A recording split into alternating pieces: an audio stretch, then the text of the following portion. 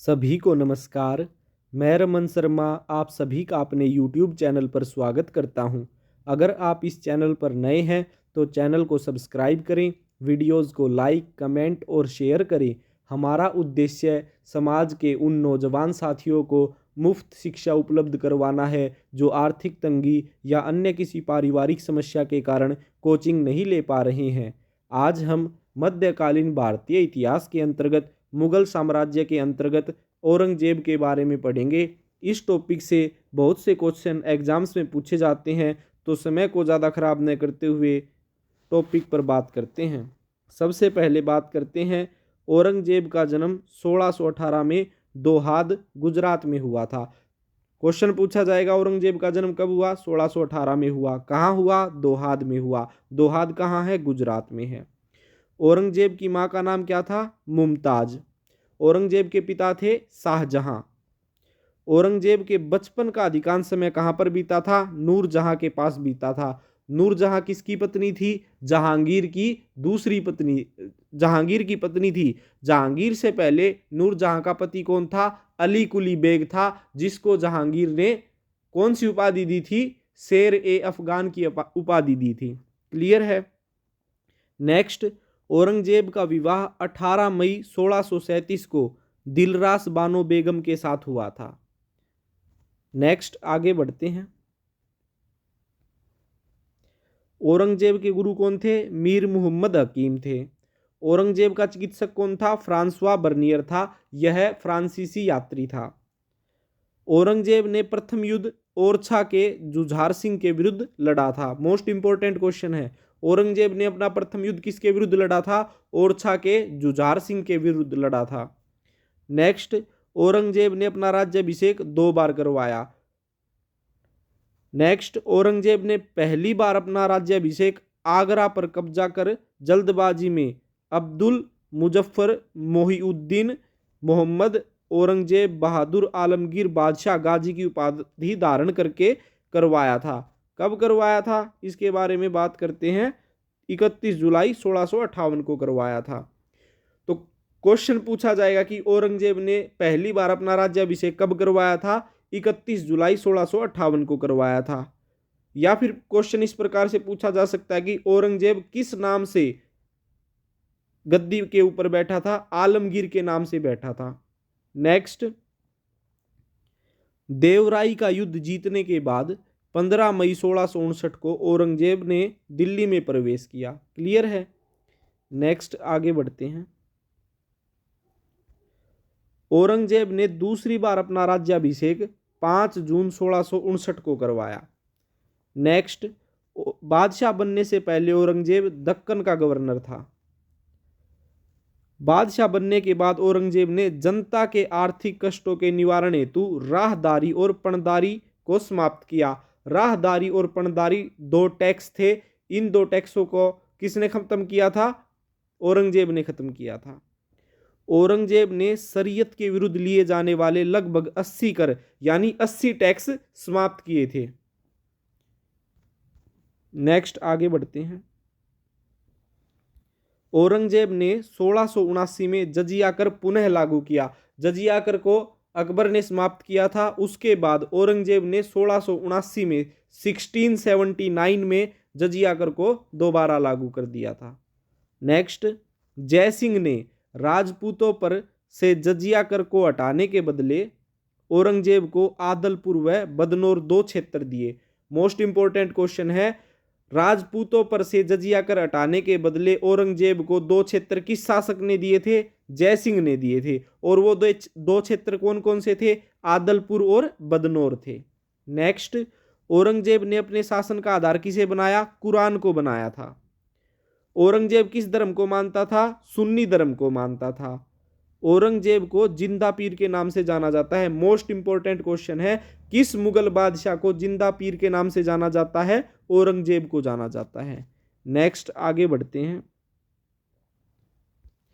औरंगजेब ने सिक्के पर कलमा खुदवाना, नवरोज त्योहार मनाना, भांग की खेती करना, गाना बजाना, जरोखा दर्शन, तुलादान प्रथा, हिंदू राजाओं के माथे पर अपने हाथ से तिलक लगाना, सती प्रथा और सार्वजनिक रूप से हिंदू त्योहार जैसे होली, दिवाली मनाना, इन सभी पर प्रतिबंध लगा दिया था। क्लियर है। जो झरोखा दर्शन था यह अकबर ने शुरू किया था। झरोखा दर्शन के अंतर्गत जनता आती थी और बाहर खड़ी हो जाती थी। राजा या बादशाह ऊपर खड़ा होकर उनको अपनी झलक दिखाता था एक झरोखे में से, जिसे झरोखा दर्शन कहा जाता था। तुलादान प्रथा क्या थी? जब बादशाह का जन्मदिन होता था उस दिन एक तरफ राजा बैठता था और दूसरी तरफ उसके वजन का सोना चांदी या धन दौलत तोला जाता था और फिर उसे गरीबों में बांटा जाता था। हिंदू राजाओं के माथे पर अपने हाथ से तिलक लगाने की प्रथा किसने शुरू की थी? अकबर ने शुरू की थी। इन सभी चीजों को किसने प्रतिबंधित कर दिया था? औरंगजेब ने कर दिया था। क्लियर है। नेक्स्ट, औरंगजेब ने वेश्याओं को शादी करने या देश छोड़ देने के आदेश दिए। औरंगजेब ने सभी वेश्याओं को कहा या तो शादी कर लो, नहीं तो ये देश छोड़कर चली जाओ। क्लियर है। नेक्स्ट आगे बढ़ते हैं।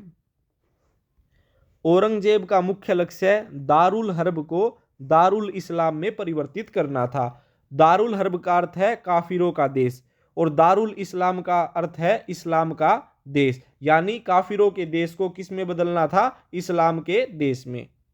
नेक्स्ट, औरंगजेब एक कुशल वीणा वादक था, लेकिन फिर भी इसने अपने राज दरबार में गाने बजाने को प्रतिबंधित कर दिया था। भारतीय शास्त्रीय संगीत पर फारसी भाषा में सबसे अधिक पुस्तक किसके शासनकाल में लिखी गई? औरंगजेब के शासनकाल में लिखी गई थी। क्लियर है। नेक्स्ट, औरंगजेब ने हिंदू मंदिरों को तोड़ने का आदेश कब दिया था? 1665 में दिया था। नेक्स्ट आगे बढ़ते हैं। पुरंदर की संधि 22 जून 1665 को जय सिंह व शिवाजी के बीच हुई। सबसे पहले क्वेश्चन पूछा जाएगा पुरंदर की संधि कब हुई? 22 जून 1665 को हुई थी। फिर पूछा जा सकता है कि पुरंदर की संधि किसके बीच हुई थी? जय सिंह और शिवाजी के बीच हुई थी। नेक्स्ट, शिवाजी मई 1666 में आगरा के किले में औरंगजेब के समक्ष उपस्थित हुए थे। क्लियर है। नेक्स्ट, वहां पर औरंगजेब ने शिवाजी को कैद कर लिया था। तो औरंगजेब ने शिवाजी को जयपुर भवन में कैद करके रखा था। मोस्ट इंपोर्टेंट क्वेश्चन है, औरंगजेब ने शिवाजी को कैद करके कहां रखा था? जयपुर भवन में रखा था। नेक्स्ट, औरंगजेब ने सिखों के 9वें गुरु तेग बहादुर की हत्या इस्लाम नहीं स्वीकार करने के कारण 1675 में दिल्ली में करवाई। मोस्ट इंपोर्टेंट क्वेश्चन है, सिखों के 9वें गुरु तेग बहादुर की हत्या किसने करवाई थी? औरंगजेब ने करवाई थी। नेक्स्ट आगे बढ़ते हैं। औरंगजेब के विरुद्ध सिख विद्रोह 1678 में हुआ था। सतनामी विद्रोह 1679 में हुआ था। नेक्स्ट, औरंगजेब ने 1686 में बीजापुर को मुगल साम्राज्य में मिलाया।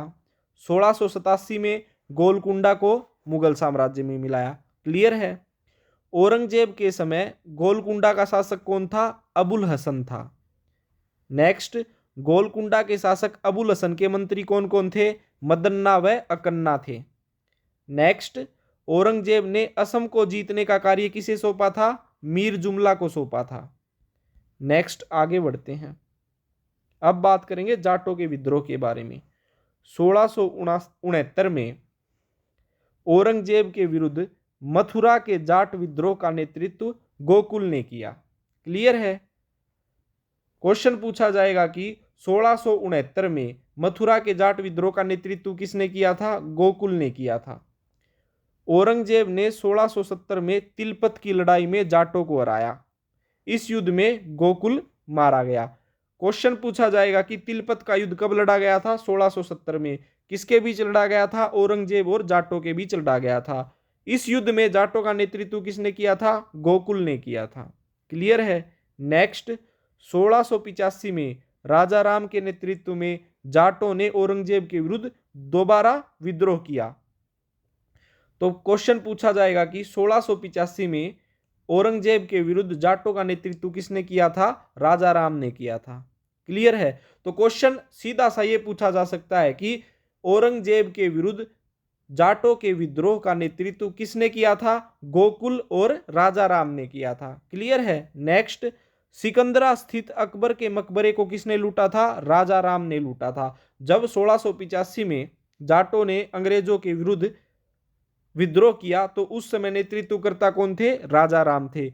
इस विद्रोह में उन्होंने सिकंदरा में स्थित अकबर के मकबरे को लूट लिया था। नेक्स्ट, भरतपुर राजवंश की स्थापना किसने की थी? चूरामन ने की थी। चूरामन एक जाट नेता थे। तो जाट नेता चूरामन कौन थे? राजा राम के भतीजे थे। नेक्स्ट, मुगल सेना में सर्वाधिक हिंदू सेनापति किसके शासनकाल में थे? औरंगजेब के शासनकाल में थे। सर्वाधिक हिंदू अधिकारियों की नियुक्ति करने वाला मुगल बादशाह कौन है? औरंगजेब है। नेक्स्ट, मुगल साम्राज्य में सर्वाधिक हिंदू मनसबदारों की संख्या किसके शासनकाल में थी? औरंगजेब के शासनकाल में थी। नेक्स्ट, आगे बढ़ते हैं। सभी क्वेश्चन मोस्ट इंपोर्टेंट है। औरंगजेब के शासनकाल में हिंदू मनसबदारों की संख्या कितनी थी? 337 थी। नेक्स्ट, औरंगजेब के शासनकाल में 5000 जात के मनसबदारों की संख्या कितनी थी? 79 यानी 79 थी। 5000 जात यानी जिसके पास जितनी अधिक जात का मनसब होता था वह उतना ही बड़ा मनसबदार माना जाता था, यानी उसका ओहदा उतना ही ऊंचा होता था। तो 5000 जात के मनसबदारों की संख्या कितनी थी? 79। यानी औरंगजेब के शासनकाल में 5000 जात के मनसबदारों की संख्या कितनी थी? 79। और अकबर के शासनकाल में 5000 जात के मनसबदारों की संख्या थी 29। क्लियर है। नेक्स्ट, औरंगजेब के समय सूबों की संख्या कितनी थी? 20 थी। औरंगजेब के पुत्र अकबर ने दुर्गादास के बहकावे में आकर अपने पिता के खिलाफ विद्रोह किया था। नेक्स्ट, बीबी का मकबरा औरंगजेब ने 1679 में औरंगाबाद में बनवाया। सबसे पहले तो क्वेश्चन बनता है बीबी का मकबरा किसने बनवाया था? औरंगजेब ने बनवाया था। कब बनवाया था? 1679 में। फिर क्वेश्चन पूछा जा सकता है कि बीबी का मकबरा कहां पर स्थित है? औरंगाबाद में स्थित है। जो बीबी का मकबरा है यह ताजमहल के जैसा बनाने की कोशिश की गई थी, इसलिए ताजमहल की फूहड़ नकल किसे कहा जाता है? बीबी के मकबरे को कहा जाता है। नेक्स्ट, औरंगजेब के समय में असद खान ने सर्वाधिक 31 वर्ष तक दीवान के पद पर कार्य किया था।